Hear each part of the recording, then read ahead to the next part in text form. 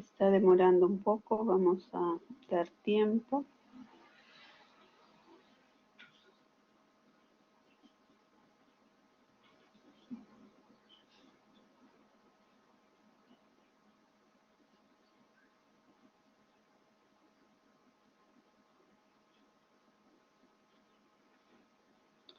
Ok.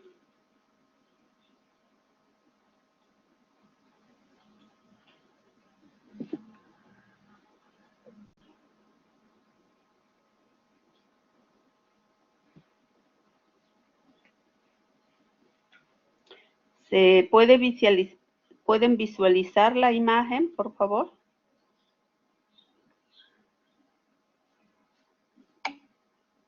Ok, muy bien, gracias, Glenis. Bien, entonces, cuando nosotros hablamos de hepatitis crónica, vamos a definirlo como un grupo heterogéneo de enfermedades inflamatorias del hígado, y acá la diferencia con las demás es que esta va a ser más de 6 meses de duración.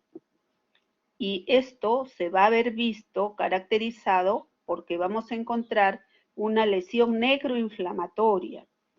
Las manifestaciones clínicas van hacia los dos extremos. Aquellos pacientes que no saben que tienen este problema son asintomáticos, y en algún despistaje, ¿no?, de exámenes que se hace, pues sale positividad. O aquellos pacientes que ya llegan en emergencia con una insuficiencia hepática que puede conllevarlos a la muerte. Para tratar de explicarnos, hay una clasificación etiológica. Las causas más comunes de estas hepatitis crónicas son las virales, ¿no? La hepatitis crónica por virus B, por virus D, por virus C.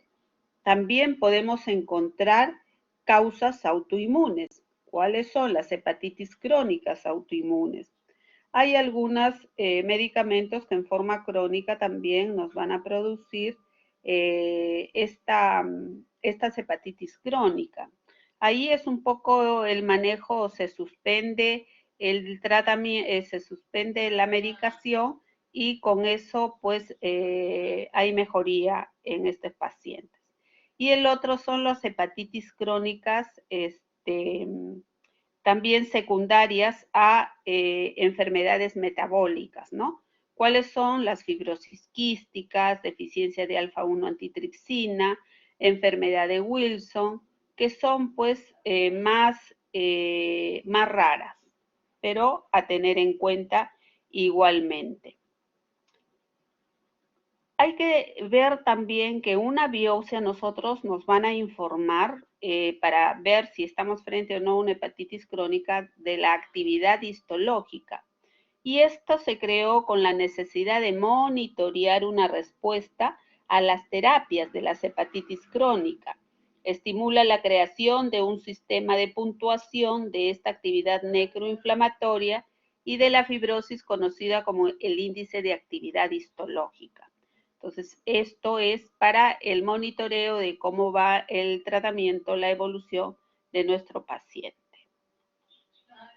En la actividad necroinflamatoria portal y lobular, tenemos, por ejemplo, si tenemos del grado 0, es que hay una inflamación portal mínima o ausente. Si hay un grado 1, hay inflamación portal sin necrosis, pero puede haber o no inflamación lobular sin necrosis. El 2 es cuando hay una necrosis leve o una necrosis lobular focal. El 3, la necrosis es moderada y también puede haber necrosis lobular focal. Y el 4 es una necrosis severa, que puede también haber una necrosis en puente. Eso es para su conocimiento, porque van a encontrar en la literatura estos términos y tienen que saber a qué se refiere. La escala de Metavir es cuando hablamos de un estadio 0, el F0 no hay fibrosis, el F1 hay una fibrosis leve, el F2 hay una fibrosis moderada, el F3 hay una fibrosis grave, y F4 ya está en estadio cirrótico. ¿Y qué vamos a encontrar en los exámenes de laboratorio en estos pacientes? Va a haber una elevación de las transaminasas, que pueden ser variables. Vamos a tener también las gamma globulinas aumentadas, ¿no? También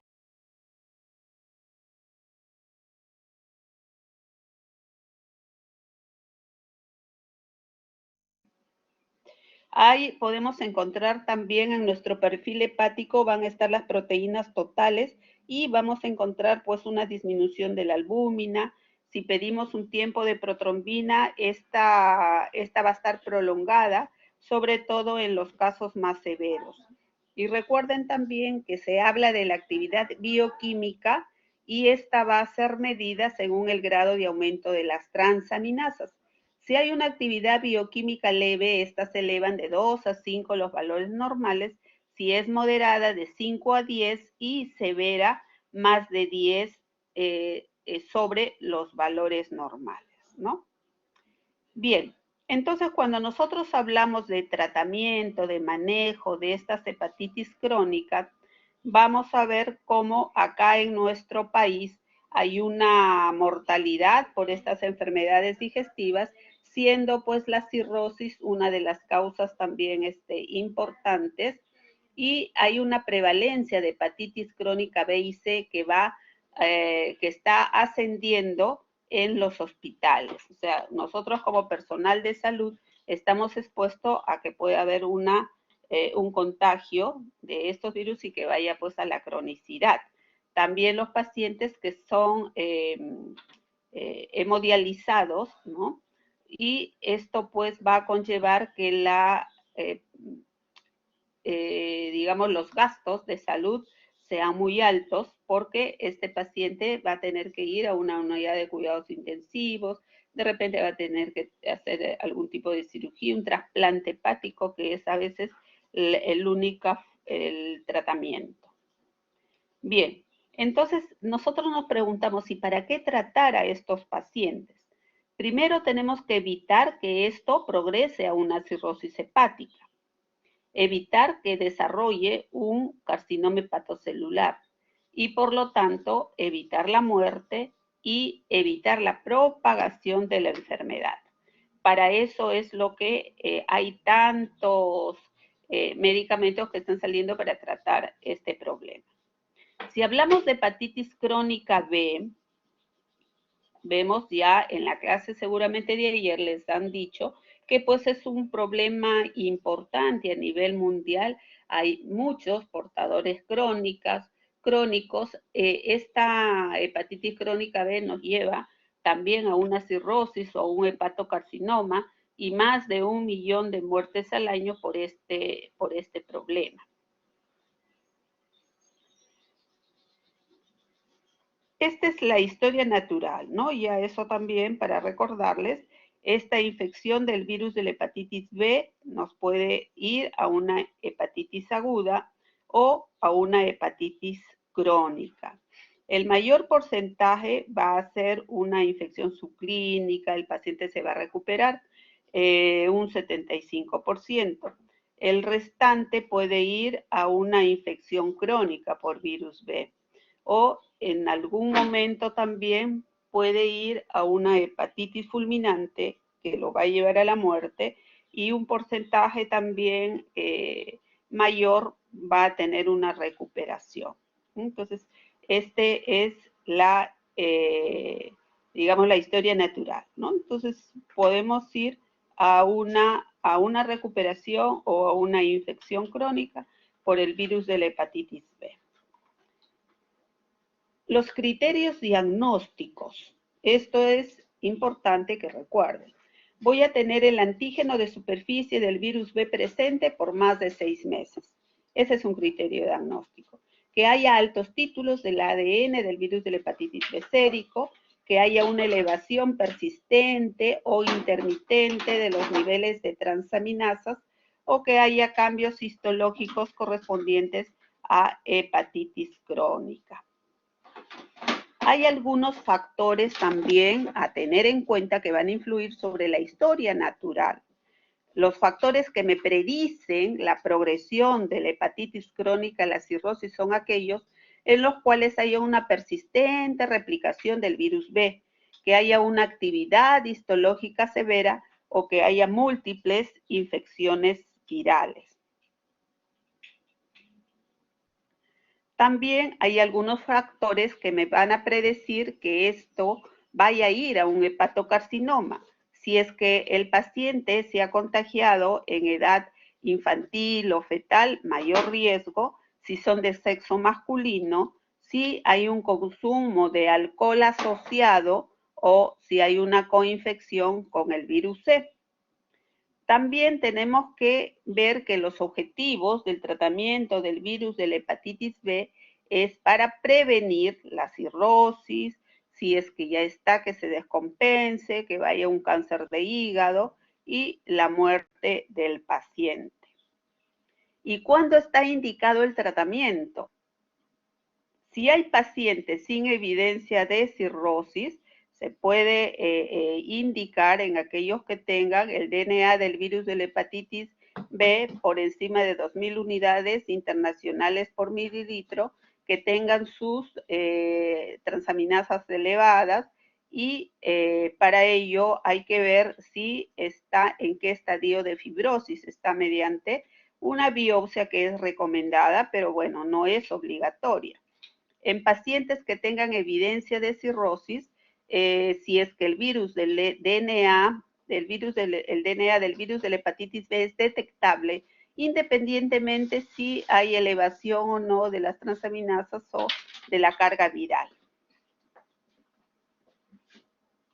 En el tiempo se ha visto que hay muchos productos, esto es solamente uno de los primeros, por decir, de los iniciales, en el tratamiento que ya estaban aprobados por la FDA. Se inició con el famoso interferón, el interferón simple, que después se unió con una molécula de polietilenglicol, dándonos el interferón pegilado, el alfa-2A, el alfa-2B, y la lamivudina desde el 98. Luego se agregó el adefovir, el entecavir asociado con interferón, la telvibudina, el tenofovir, y ahora tenemos muchos más, gran cantidad. Lógicamente los costos de estos son muy elevados, ¿no? Ya desde el año 2008 ya están aprobados entonces el interferón, que puede ser el convencional o el pegilado, los análogos nucleósidos, los nucleósidos como la lamivudina, el entecavir, la telvibudina, y los nucleótidos, el adefovir, el tenofovir, ¿no? Ahora, cuando nosotros vamos a dar el tratamiento para estas hepatitis crónicas, vemos que estos medicamentos tienen sí algunas fortalezas y debilidades. Los interferones, la duración es finita, no hay resistencia, más pérdida del antígeno E del virus de la hepatitis B, también del antígeno de superficie. Pero la desventaja es que son inyecciones, ¿no? Tiene muchos efectos adversos y a veces está contraindicado administrarlo en pacientes que tengan cirrosis, que estén ya en un Child B o C. Los nucleósidos sí tienen la ventaja de que es por vía oral, tienen pocos efectos adversos, podemos usarlos si mi paciente tiene cirrosis Child B o C, y el problema con ellos es que pues tiene una duración indefinida y mayor resistencia. Se ha visto que hay mucha resistencia ya a estos productos, menor pérdida del antígeno E y del antígeno de superficie de la hepatitis B. En los trabajos que se han hecho de un tiempo a esta parte ya se ha encontrado varias resistencias a estos antivirales orales, ¿no? Hay que tratar por eso la sugerencia es que hay que elegir los antivirales que tengan una barrera genética más alta para evitar la resistencia. Y los que tienen estas características es el entecavir y el tenofovir. Las lamibudinas ya se ha comprobado que ya hay mucha resistencia al mismo. Entonces, mi meta operativa de dar un tratamiento en estos casos es que haya una pérdida del antígeno de superficie con una aparición sostenida del anti-HBs, es la meta ideal. Si tenemos pacientes con el antígeno E positivo, que hay una cero conversión, es la meta satisfactoria. Y también para aquellos que tengan pues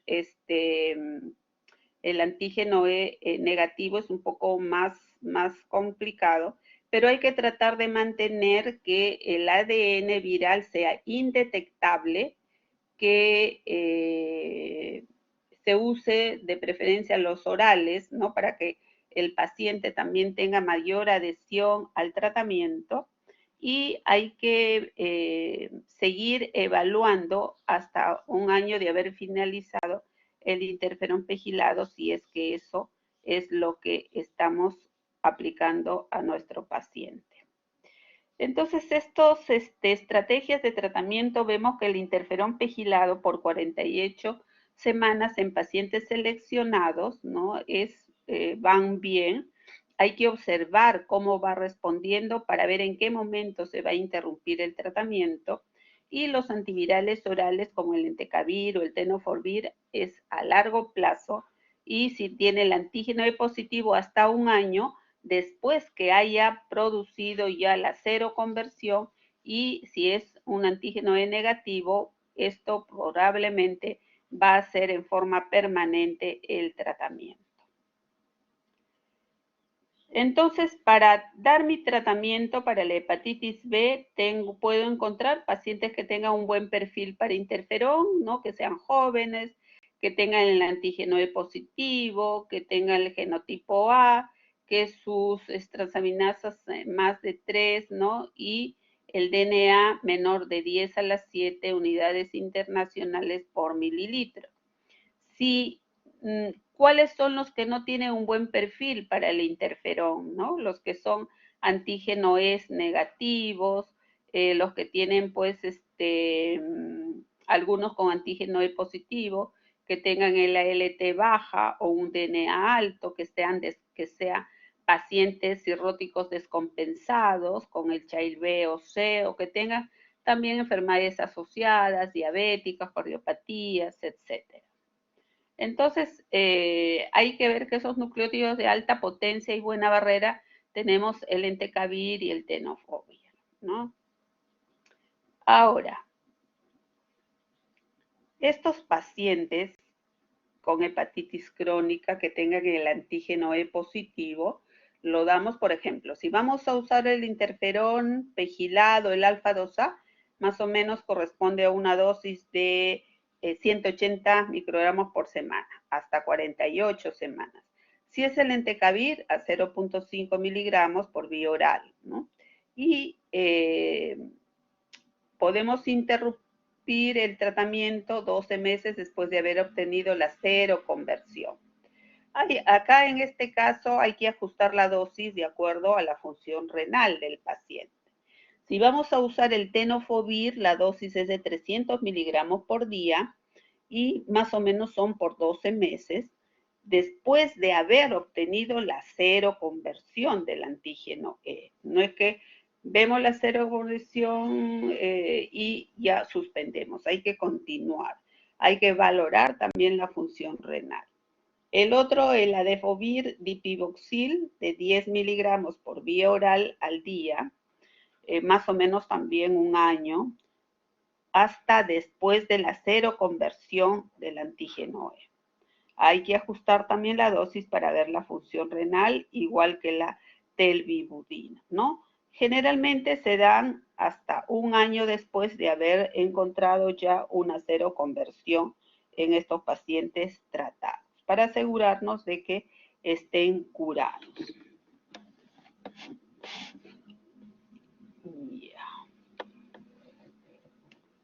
¿Y qué sucede con la hepatitis crónica C?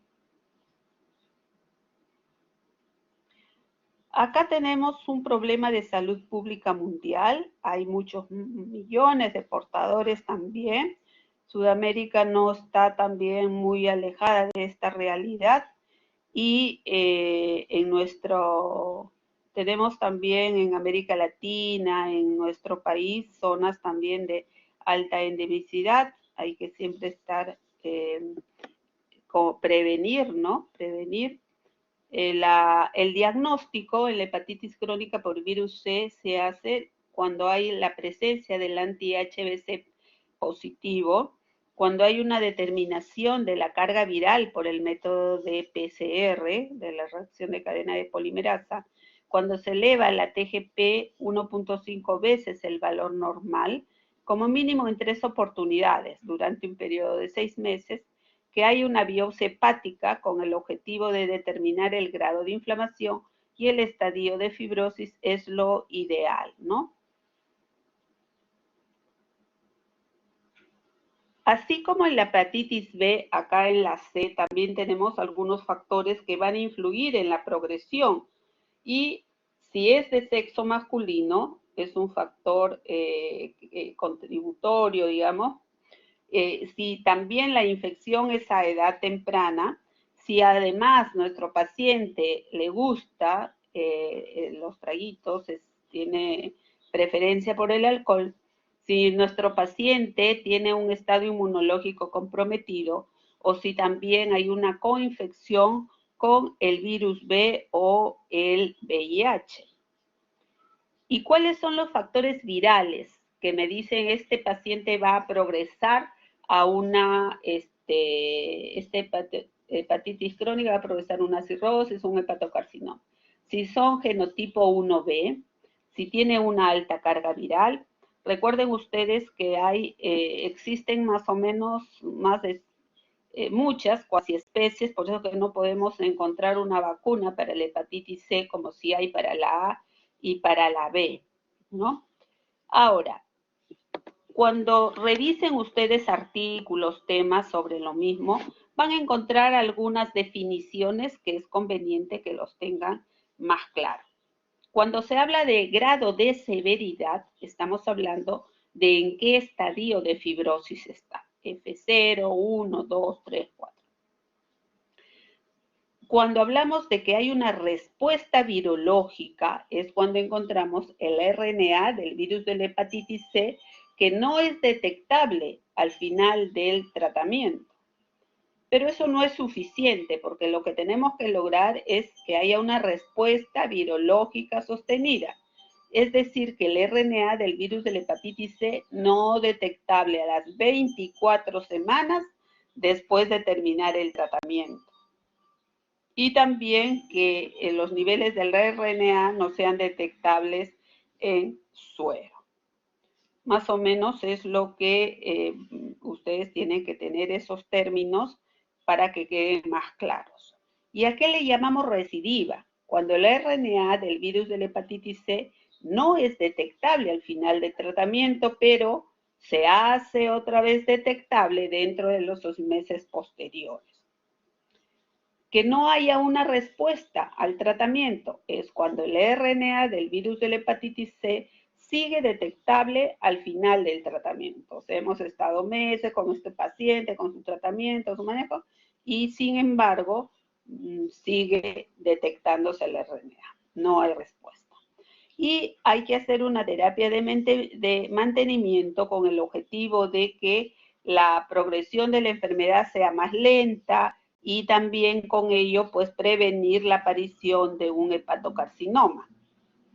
Ahora, hay que tener en cuenta que también van a haber algunos factores que me van a predecir que haya una respuesta adecuada al tratamiento, y ellos son aquellos pacientes, mujeres jóvenes, que tengan una duración corta de la enfermedad, que no haya cirrosis, que tengan un bajo título del ARN del virus de la hepatitis C, que tengan un genotipo diferente al 1B o que sean VIH negativos, no estén inmunocomprometidos. En un trabajo que hicieron para hepatitis crónica, para hepatitis C en hospitales de acá de la costa peruana, en 5 hospitales en Lima y en 1 en Trujillo, se vio que la edad media del hallazgo en estos pacientes fue más o menos de entre 40 a los 50, la edad media 51 años, ¿no? El motivo del diagnóstico, porque ese paciente llegó a la consulta, fue porque quería saber por qué estaban elevadas su ALT, algunos también con algunos factores de riesgo en sus hábitos sexuales, o que haya una hepatopatía de etiología determinada. Y en los trabajadores de salud también era para un tamizaje, y ahí fue saliendo también la presencia de estas hepatitis crónicas, ¿no? En el estado de la enfermedad hepática, en un porcentaje muy alto se encontró ya la hepatitis crónica, luego una cirrosis que estaba compensada, un porcentaje menor una cirrosis descompensada, igualmente el hepatocarcinoma. Entonces, los factores de riesgo que se vio en estos grupos de pacientes que se evaluaron, un porcentaje alto se vio en pacientes que habían sometidos a cirugías mayores, ¿no? A transfusiones, a procedimientos invasivos, que estén en hemodiálisis, que sean muy promiscuos en su vida. Los trabajadores de salud también tienen un porcentaje importante, que estén en quimioterapia, que usen drogas, y también se encontró algunos que ya había una coinfección con el VIH y una coinfección con el virus de la hepatitis B.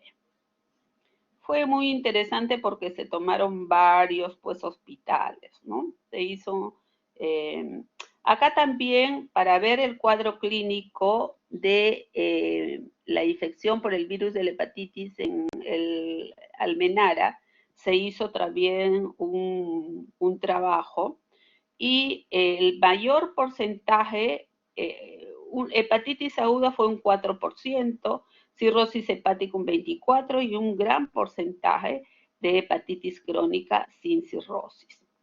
Entonces, ¿cuáles fueron sus síntomas por los que más acudían a la consulta? Por astenia, por ictericia, ya habían estigmas hepáticos, esplenomegalia, hepatomegalia en un grupo importante de pacientes. Acá igualmente la hepatitis crónica C, hay que ver que el objetivo definitivamente es erradicar el virus, curar la infección, y por lo tanto vamos a lograr que con eso prevenir que nuestro paciente pues vaya a hacer un hepatocarcinoma, la cirrosis y la muerte del mismo. En esta hepatitis crónica C también nuestros objetivos de manejo es, como mencionábamos, erradicar el virus, curar la infección, prevenir, estabilizar, que no vaya una cirrosis, un hepatocarcinoma, y la meta operativa es que haya una respuesta viral sostenida.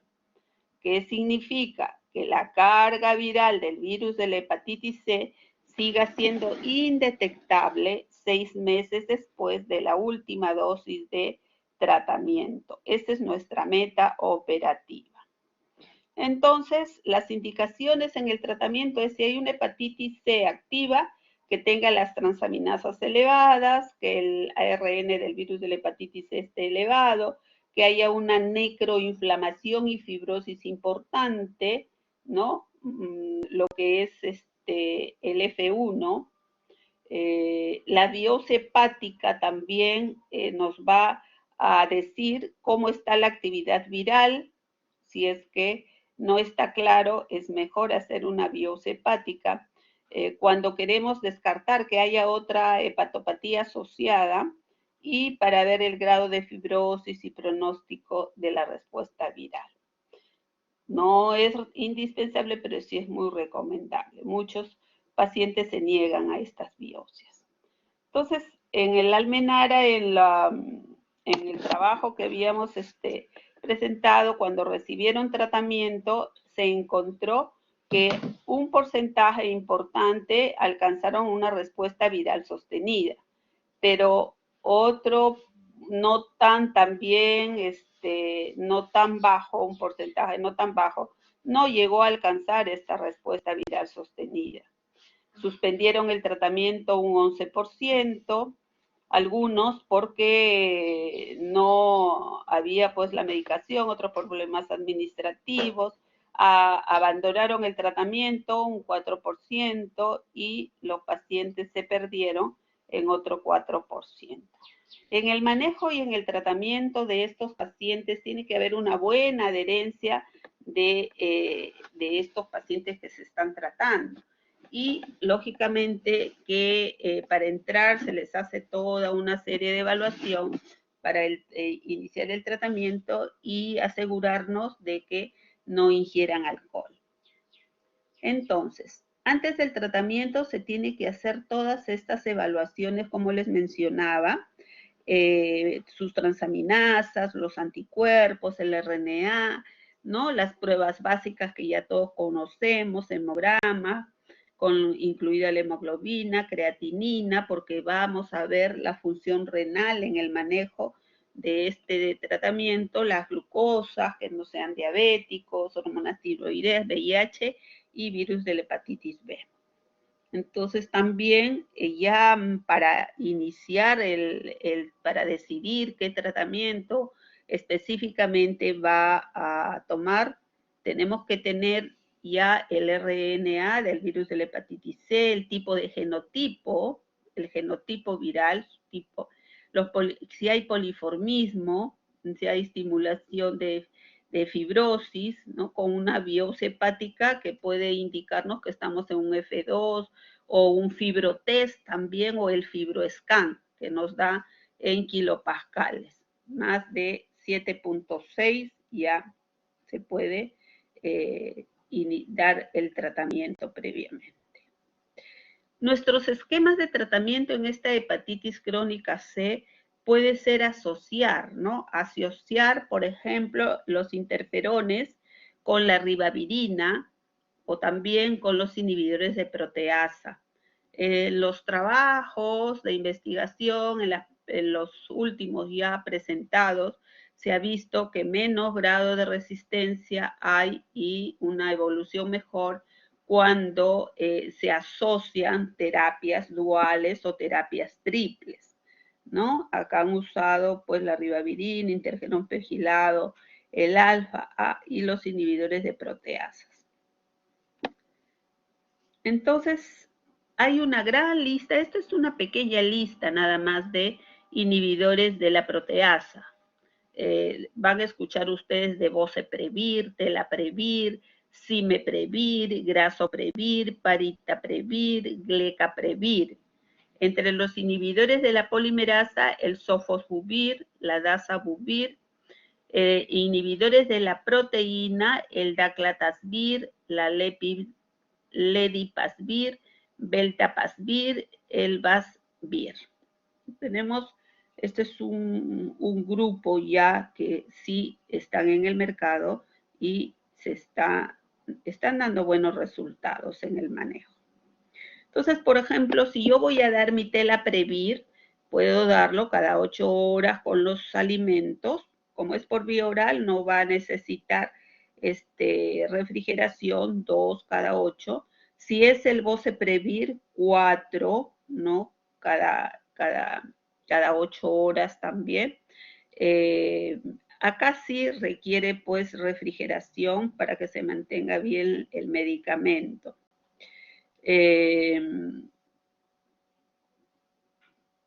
Entonces, tenemos que ver que durante el tratamiento que está nuestro paciente, algunos efectos adversos, como toda medicación, que podemos ver. ¿Cuáles son? Que haya anemia, que haya neutropenia, trombocitopenia, un rash, ¿no? Prurito anal, que es a veces tan intenso que suspenden los pacientes el tratamiento. Siempre hay que explicarles cuáles son esos efectos adversos que puedan tener para que no se asusten y puedan estar al tanto de lo que van a sentir, ¿no? Y la terapia futura se dice que se puede usar regímenes conteniendo el interferón o, por otro lado, regímenes sin interferón. Entonces, si vamos a usar el interferón, lo asociamos con lo que hemos mencionado anteriormente, simeprevir, sofosbuvir, lo que está mencionado allí. Si es que vamos a dar solamente vamos a eliminar el interferón en nuestro tratamiento, se puede asociar, por ejemplo, el sofosbuvir con la ribavirina, el sofosbuvir más otros medicamentos también asociados, que bueno, cada vez salen más de ellos, son más costosos también, y por la resistencia que se ha visto, entonces también se produce esta asociación que van mejor en la evolución adecuada del paciente, ¿ya? Entonces, las conclusiones, podemos ver que hay una hepatitis virales B y C que son problemas de salud pública. Hay que prevenir cuál es la estrategia más efectiva, la vacunación, las medidas higiénicas, que es muy importante, siempre estar orientando al paciente en medidas de cuidado en su vida sexual, ¿no? El uso de condones, los lavados de manos, y en el virus de la hepatitis C, para el genotipo 1, la terapia antiviral de primera elección es la triple, ¿no? Asociado con el bofosbuvir y el tenofovir. Y es la esperanza para nuestros pacientes no respondedores. Hasta acá, ¿alguna pregunta?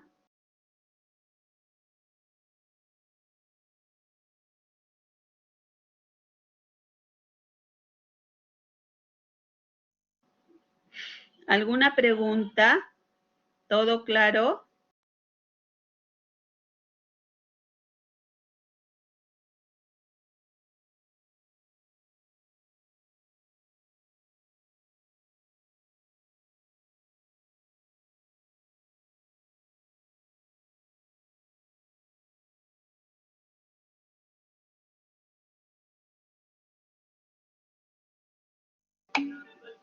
Ok, muy bien, chicos. Entonces, en los mensajes que estoy recibiendo en el chat, es que sí, está todo claro. Realmente de hepatitis crónica hay muchas cosas que hablar, pero les he resumido en lo más importante, ¿ya? Y de ahí van a hacer también las preguntas, ¿ok? Un abrazo para todos, cuídense mucho y nos estamos viendo para la siguiente clase de tuberculosis que me toca la otra semana. Saludos para todos.